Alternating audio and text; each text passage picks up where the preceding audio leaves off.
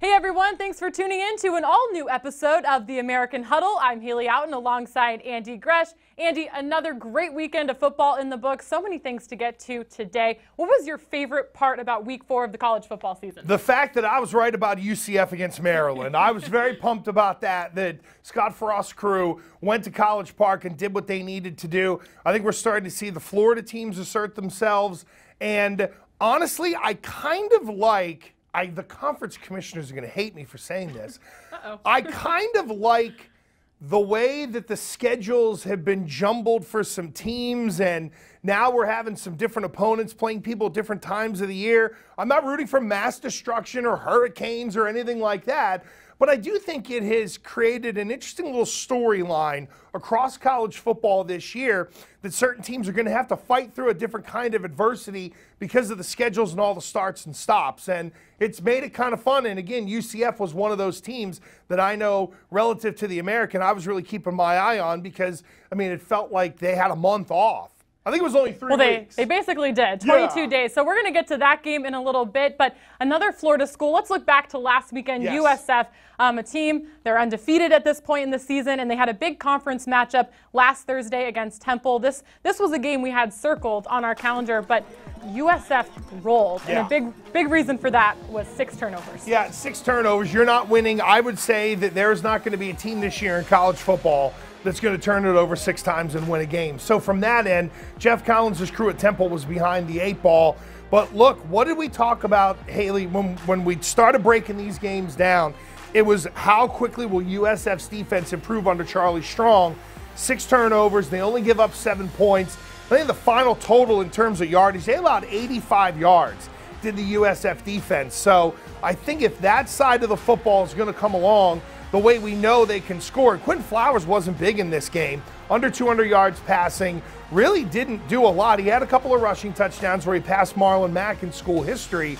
But this was really a defensive battle, short fields. They took advantage of all the mistakes that Temple made. And I thought a really complete victory for USF. Well, for Temple, you mentioned some of the numbers from this game. USF held them to 89 passing yards, -4 yards rushing. That's never good, and their lone touchdown came from defense. We saw 2 quarterbacks in this game. Logan Marshy goes out, Frank Newtile comes in.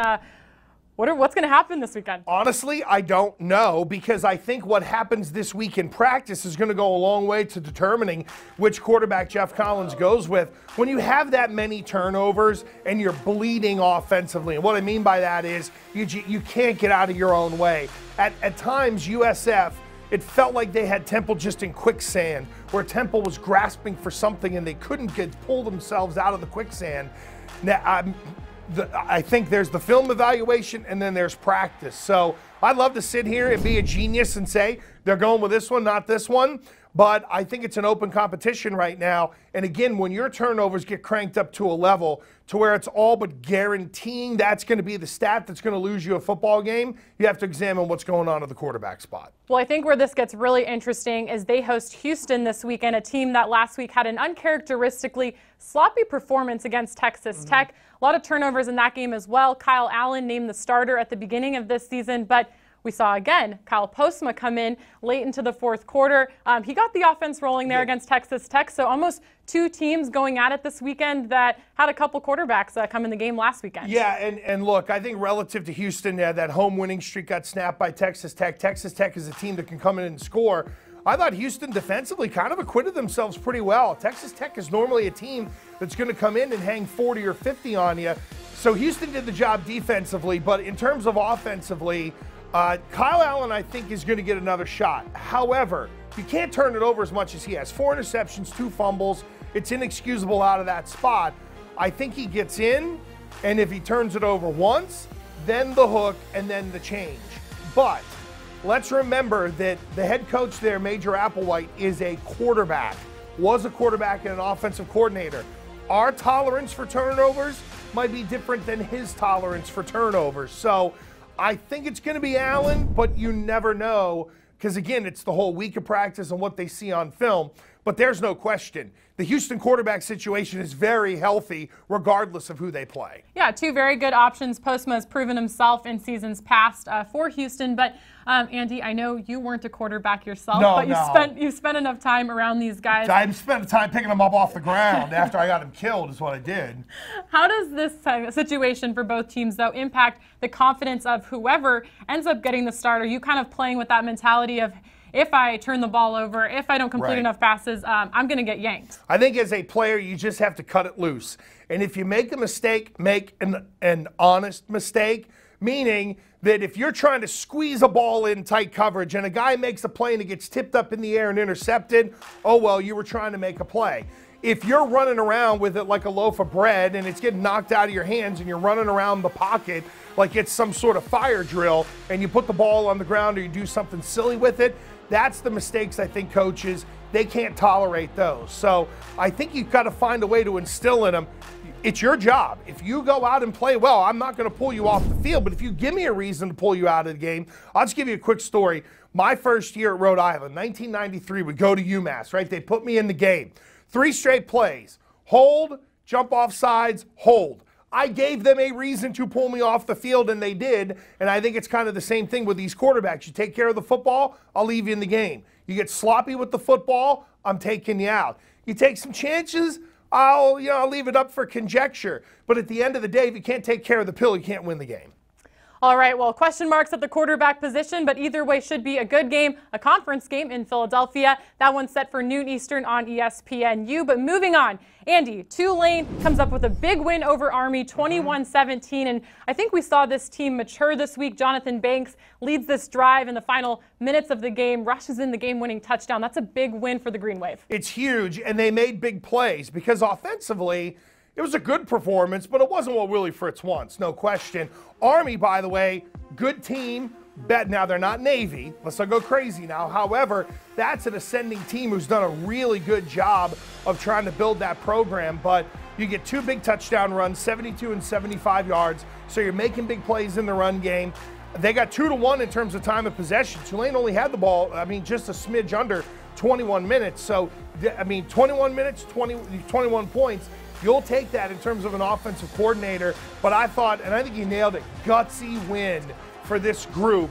The kind of tough win that is necessary for you to take the next step forward. We know that their offense has the ability to put some points on the board. They're going to have to find a way to win some games like they did this one, 21-17, where all 3 phases had to be a part of it. So you mentioned gutsy, and there was that moment there in the final minute. They could have kicked the field goal. It was 4th down. They could have kicked the field goal to tie it.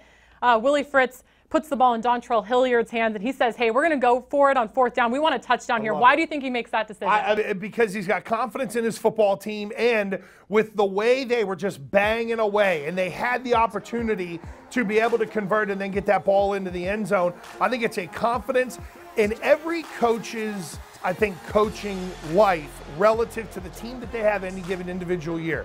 There's going to be a moment in time where they do something that's going to be a little unconventional because it's either A, they feel like they have to roll the dice, or B, they have confidence they should roll the dice. And you mentioned it, how Tulane's a team on the come. I think it was the latter. I feel good about my team. I want to roll the dice with this group and see how they respond, and they responded accordingly. Well, rolling the dice could have an impact when you talk bowl eligibility come the end of the season. This was definitely one that was important, I think, if Willie Fritz would like to take his team to a bowl this year. Against an Army team that I think by the end of the year will probably be bowl eligible as well. That's a good win for Tulane. All right, well, Tulane has the week off, but when they do get back to action in a couple of weeks, they're going to take on Tulsa. Andy, Tulsa is a team that needs to get back on track, find themselves back-to-back weeks. The Golden Hurricane has lost by a field goal, but I think the most surprising thing is when you look at the offense. This is a team, the past couple of games, they've put up 50-plus points. This weekend, 13 against New Mexico. Yeah, very difficult for them. And look, Mr. President, everybody relax. At quarterback for Tulsa, they're up and down. And look, I think Tulsa, I don't want to say they had an outlier year last year, but they had such a great year. The expectations were so cranked up for them that I don't think they're that bad a football team. I really don't. I think that you look at it and people are like, wow, they're going to get the double-digit wins. And you're like, okay, wait a minute. That's a big jump. You know, if they win 8 games this year at Tulsa, that's a damn good year and a chance to go to a bowl. So I wonder if some of the expectations, Hali, in the beginning of the year kind of ran amok and people sort of got lost in that because of the great season that they had last year. I think they're on their way to another good year, but there's no question. I don't know if you're a fan of roller coasters, but, you know, up in Massachusetts, they got the Six Flags, and they had the Great American Scream Machine. That's a big roller coaster, right? To me, that's Tulsa right now. They're the Great American Scream Machine because they'll make you scream, oh my God, that was awesome, or rather they'll make you scream, oh my gosh, what happened to the offense? I think they will figure it out. They'll level out once we really get settled into conference play. Well, this roller coaster talk's making me a little nervous, and just a fun fact. Are you not a roller coaster? I went on my first upside-down roller coaster just 2 years ago. Oh, it took really? like 20 some odd years to get me even into the line to go on that thing. So really? Making me a little nervous right now. Did you have to sit on the left as well to make sure you were okay when you were riding the roller coaster? I think I went middle for like safety, people on both sides. You wanted people to hang on to? Yeah, you didn't want to sit in my row. It wasn't a great experience. I would love to have seen the pictures, you know, when you're at the end. I didn't pay $30 for that one. Oh, so. that would have been great. It would have been. That would have been perfect to put up right behind us here on the American Huddle. It'd be awesome. I think we could live without that. So anyways, but going back to Tulsa, the team that we actually are talking about so they took on New Mexico. Andy, what's your thoughts? Was that a good team when it comes to the triple option to help get them ready for Navy this weekend? Yeah, that's a great point. I think there's definitely a level of that. And look, Navy's the best in the country at it. As we have seen, Ken Niumatalolo has really built that program up to where they're tough to prepare for. They always have a quarterback who knows what they're doing. I think there are some teams across the country who they can run that offense, but the quarterback isn't as well versed in it as they have at Navy. So, yes, I think it helps, but it's a whole nother level of offensive efficiency when you play Navy running that offense. Well, you speak of Navy. They moved to 2-0 this week in conference play, a win over Cincinnati. But we saw some interesting things in this game from both sides. But the number that sticks out to me, 569 yards on the ground for the midshipmen. How does that even happen? Well, poor tackling. And I saw that Coach Luke Fickell after the game said, listen, don't blame the kids, blame me. He said, I've got to get them into better situations. And this is the tough part of dealing with Navy. And I think Ken Niumatalolo has gotten to the point now to where when a team is having trouble dealing with what they're presenting offensively, he knows he can go for the gold, so to speak. And he can just press on the accelerator and score a bunch of points. And those kids feel that they've got a team really with their head on a swivel. And that's what I thought happened to this Cincinnati defense. And I thought Luke Fickell did a good job of stepping up and saying, hey, I've got to prepare them better. It's brutal to prepare for Navy in a short period of time. I really think you can have 2 or 3 weeks to get ready for Navy, and just defending the options or the principles of the option is still very difficult because you don't do it every week. So it happens because Navy's really good. They're great at what they do. The quarterback did his job, and you had a defense that kind of got on roller skates. So the Navy is always the outlier in your scores at the end of the year because you look at it and say, I just hope to survive and win that game and not have them come in and hang near 600 yards on the ground on it. Well, I've heard coaches say that they sometimes spend the whole year preparing for Navy. It's something that they try to incorporate in their practices as the year goes on so that it's not quite as overwhelming come game week or a couple weeks out. Yeah, and Hali, you got to remember, too, that, and you and I were both college athletes, 18 to 22-year-olds, you're trying to get them to focus, you're trying to get them to show up, you're trying to buy into preparation, and stuff that you do in the spring. Yes, there is the muscle memory and it will come back to you, but you're also jamming in the wrinkles of the offense that they had during the year.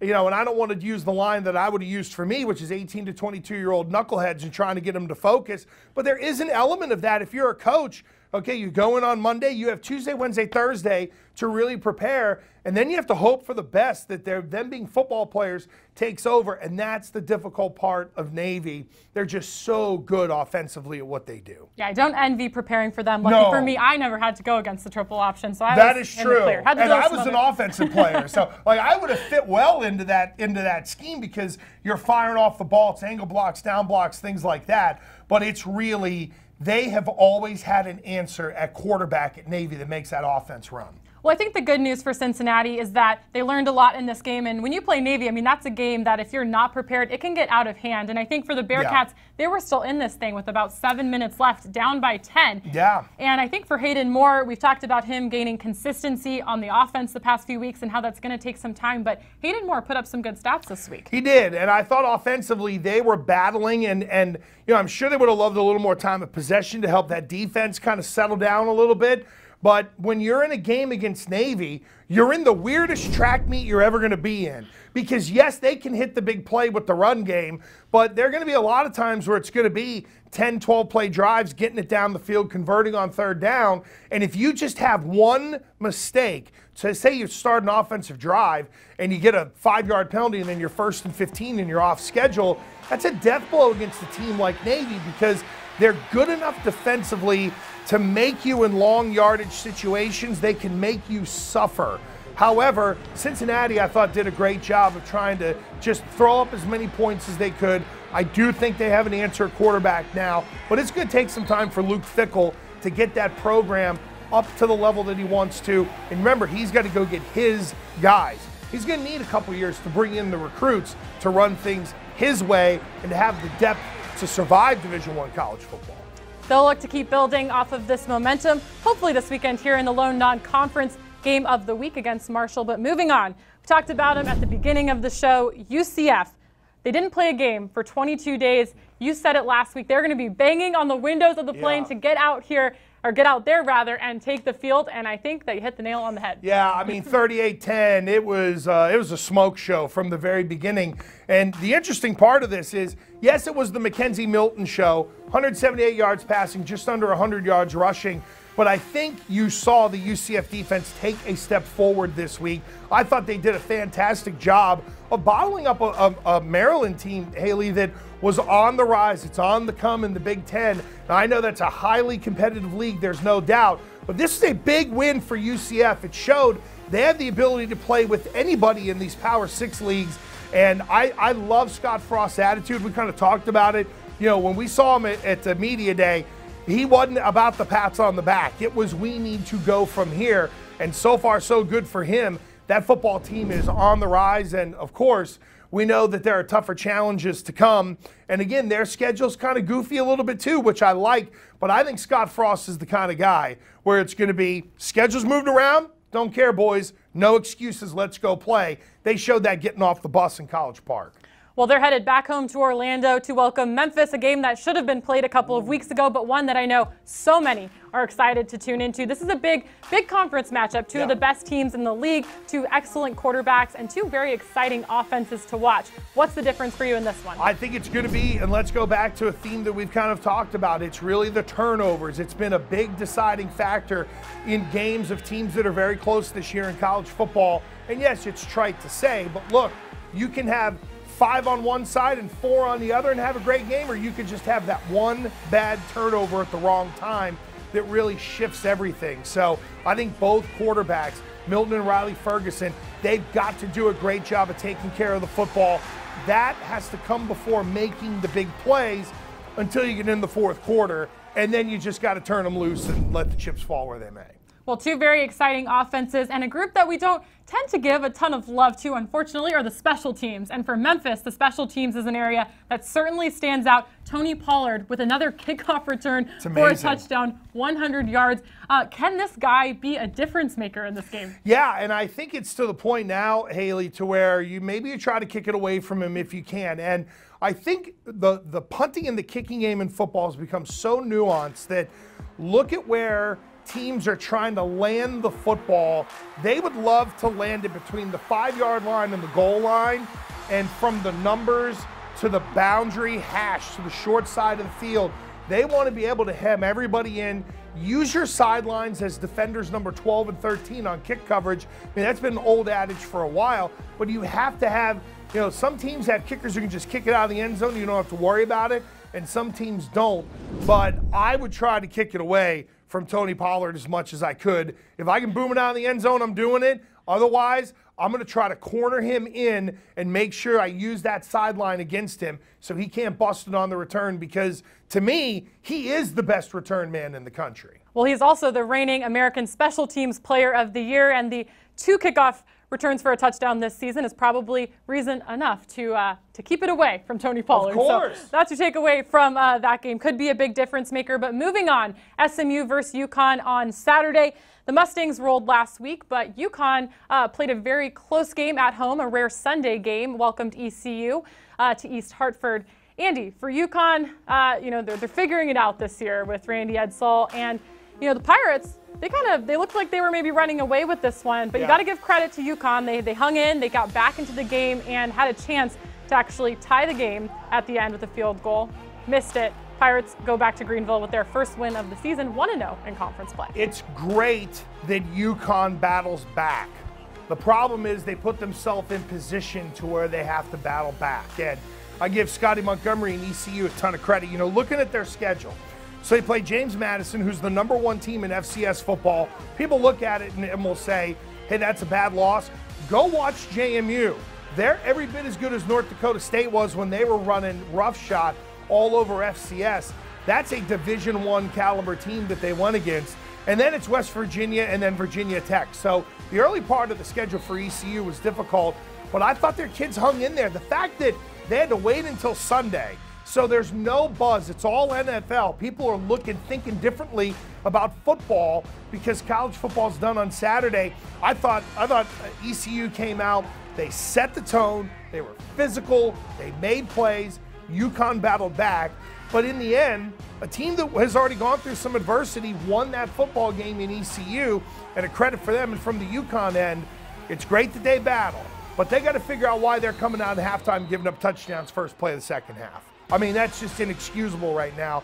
And that's Randy Edsall, I think, not only trying to figure out his football team, but figuring out the positions he can put certain guys on the field in where he knows he's going to get a result. A team that heads to Dallas this week to take on SMU, and I think it's safe to say the Mustangs have proven that they're going to put some points on the board every week. They're that kind of team, big-time offense. Do you think that the Huskies now have a little bit more confidence, even though they're coming off a loss, as they head to SMU for this conference game, that they can maybe hang in there with these guys? I think the one thing they know as they try to figure out how to get off to a better start, Haley, is we know we can battle back. Now, you're going to SMU, and you're going against our guy Cortland Sutton, who last week had 2 catches for 32 yards. Now, it's the old I'm not a betting man here, but I just have a funny feeling that he's not going to have back-to-back weeks where it's going to be under 5 catches and under 50 yards receiving. So if I'm UConn, you must pay special attention to him. But what SMU proved this week against Arkansas State was that even if Sutton doesn't have a big game, they still have enough offensive weapons to be able to beat people. So I thought for SMU offensively, even though our guy Sutton took a step, I don't want to say a step backwards, he just wasn't as big a part of the game plan as he normally is.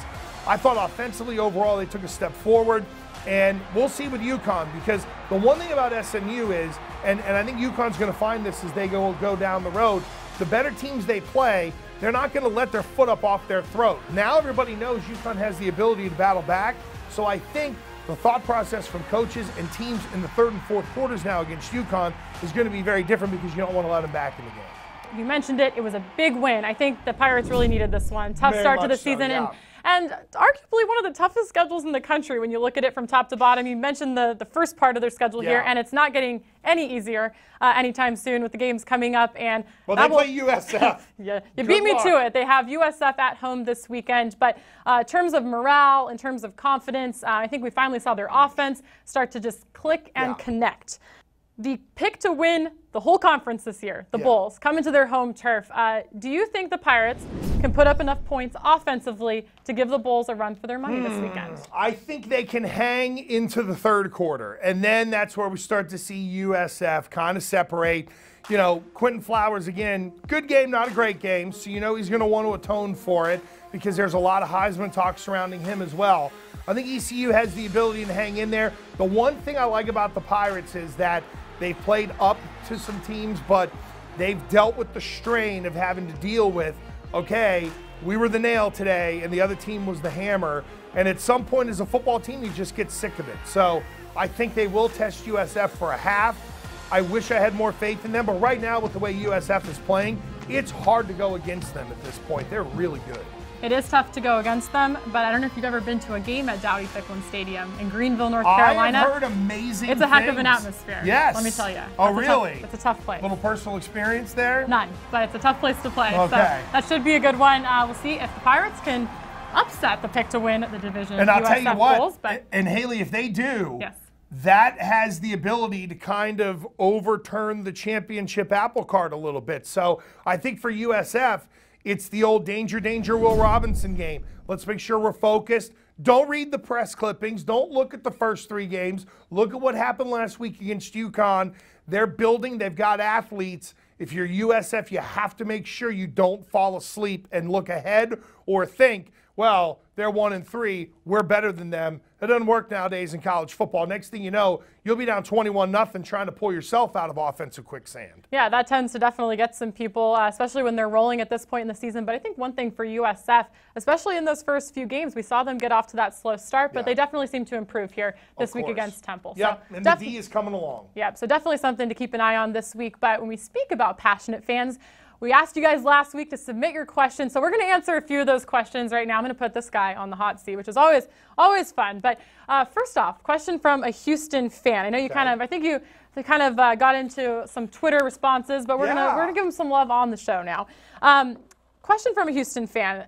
He says, it seems the parity in the American Athletic Conference is strengthening more so than conferences dominated by a few blue bloods. Would you agree? Yes, I think the AAC is on the come in terms of, and Commissioner Oresco's talked about this, that the money that's invested in coaching now, you look at the coaches in this league, it's stronger than ever. We know that there are others that are looking at the American and saying, okay, I like that guy, I like that guy. Let's try to pull them out and just throw a bunch of money at them. And that's the natural ascension for coaches, that they're ultimately going to move along. But yes, I think when you see what's going on at Tulane, I know ECU, we talked about how they've taken their lumps, but Scotty Montgomery's doing a really good job of building that program. They're getting athletes in there. Randy Edsall just got back to UConn. So when you look at USF and they lose a Willie Taggart, but they bring in Charlie Strong, and you go, wow, it's Charlie Strong, a guy who's been around for a while. It's not always the young guy that these schools are going to turn to. I think for guys who've had their hands stamped, who've won championships elsewhere, who played in big-time bowl games, they now look at the American Athletic Conference as a destination, and it's not just a stop along the way. And that in and of itself, to me, tells me that this league has arrived. Luke Fickell came from Ohio State. Could have gone to a lot of different places, decided to stay in state, went to Cincinnati because he knows what he can build there. I think that's a real compliment to the University of Cincinnati. It's a compliment to what's been built in the American Athletic Conference. And yes, I don't think we'll ever get to the day to where everybody will be 6-6. I mean, let's not go crazy now. However, I do think those teams that people on the outside of the conference might look as, oh, you know, they're sort of the bottom of the league. I don't think they're going to be the bottom of the league much longer. It's now going to be dog fights against everybody. And that, there's an old line, high tide rises all boats. And right now, the tide's coming in on the American Athletic Conference football.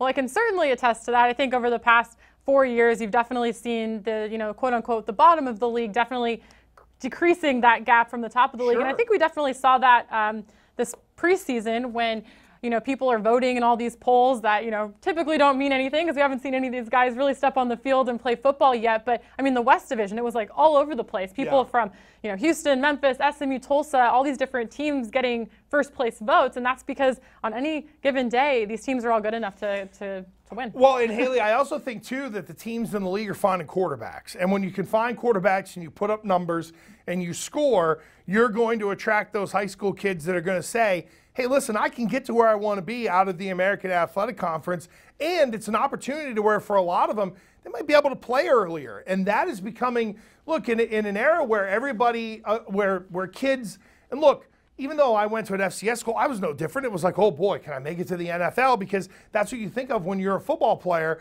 But you can get to the next level from the American because everyone respects the level of play. And if you're thinking I want to get there quickly, there might be more opportunities to play in this league as a freshman and as a true freshman compared to some of the other P6 leagues that are out there. So I think there's a lot of opportunity in the American, not only for coaches, but also players as well, to get their hand stamped and get on the national radar. Well, there's certainly a lot of opportunity. You talk about the league acquiring great coaches and also starting to acquire some five-star recruits, and one of your favorite guys, Ed Oliver from Houston. That's a big pickup for this league, and hopefully that's a trend that's damn straight. And that's a beefer to put in the middle that, look, when you're an All-American as a freshman, again, if you're good, they'll find you. And Ed Oliver is the kind of guy who can lead the way and say, look, you can come in here, make an impact right away, get experience, and go to, I mean, let's face it, Houston's a hell of a town. It's a fun place to be.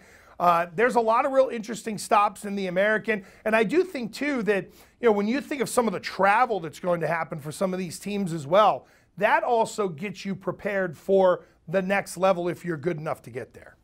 Definitely an opportunity for athletes to go some places, see some places that you may otherwise not have a chance to go to. So definitely really neat. But moving on, we're going to take a question from a Memphis fan. Andy, he wants to know what you think about his defense, the Tiger defense.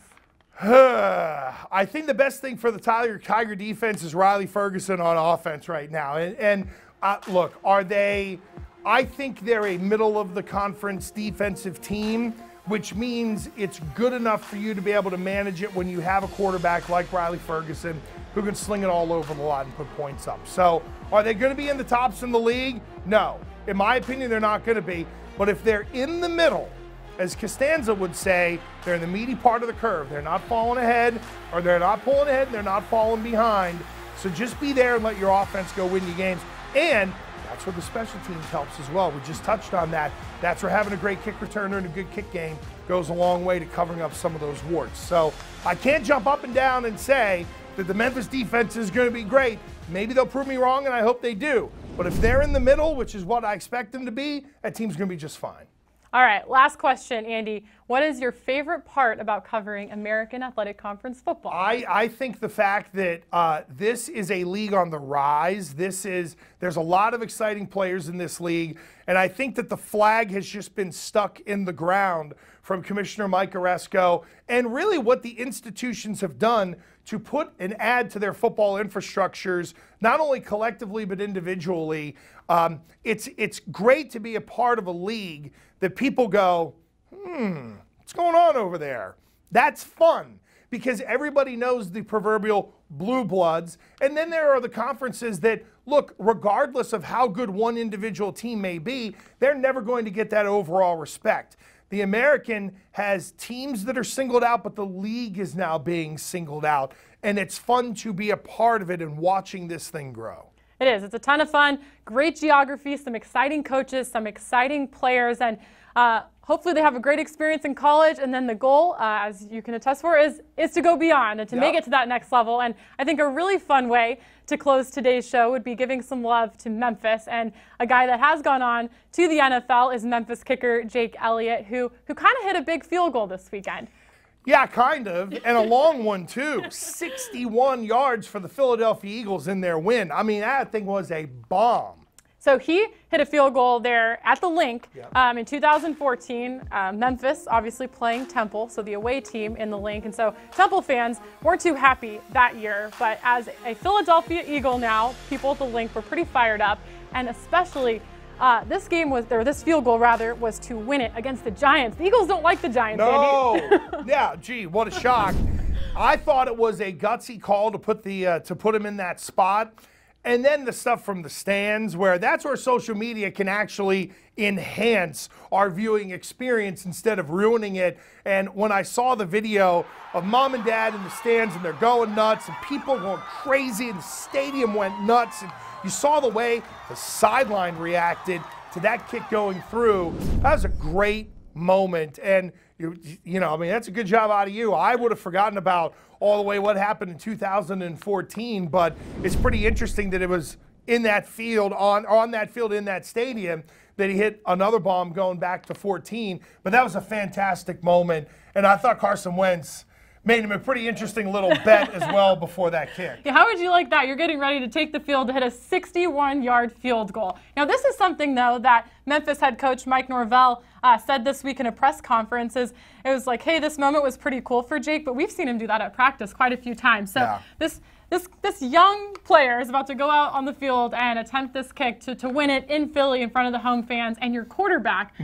makes you this proposition, this bet, so to speak, and we read about it on Twitter. Pretty interesting. You already basically rolled out and said, I'll give you my game check if you hit this, and the Carson Wentz game check is just a little north of $97,000. So no pressure. I don't know if that was running through his head, because it's like, oh, come on, he's really not going to give it to me. Like, you figure, all right, you take me out to dinner or something like that. Maybe go get me a suit, because he was the number 2 pick in the draft was Carson Wentz. So it's a great story all the way around. But what it goes to show, though, in all seriousness from a football standpoint, is people are like, kickers until you don't have one.